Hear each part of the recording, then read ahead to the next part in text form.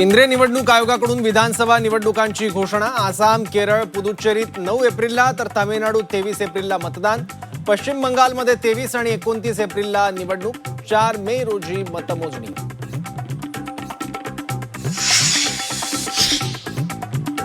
बारामती आणि राहुरी विधानसभा पोटनिवडणुकीची तारीख जाहीर। दोन्ही ठिकाणी 23 एप्रिलला मतदान तर 4 मे रोजी मतमोजणी।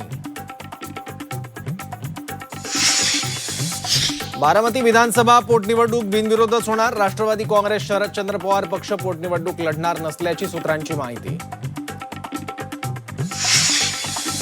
मुंबईच्या महापौर रितू तावडे वादाच्या भोवऱ्यात। कारवरील लाल निळ्या दिव्याची सोशल मीडियावर चर्चा। तर 2 दिवसांपूर्वीच गाडीवरचा दिवा हटवल्याचं महानगरपालिका प्रशासनाचं नियमन। गॅसच्या तुटवड्याचा मुंबईकरांना फटका। मुंबईकरांचा नाश्ता महागला। सिलेंडर तुटवड्याचं कारण देत नाश्त्याच्या पदार्थांच्या किमती 5 ते 10 रुपयांनी वाढवल्या।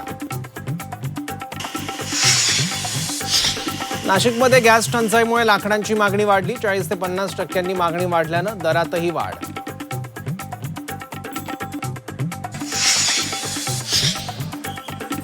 सोलापूरचं अक्कलकोट स्वामी समर्थ मंदिर रात्री 12 ते 2 वाजेपर्यंत बंद। सलग येणाऱ्या सुट्ट्यांच्या पार्श्वभूमीवर निर्णय।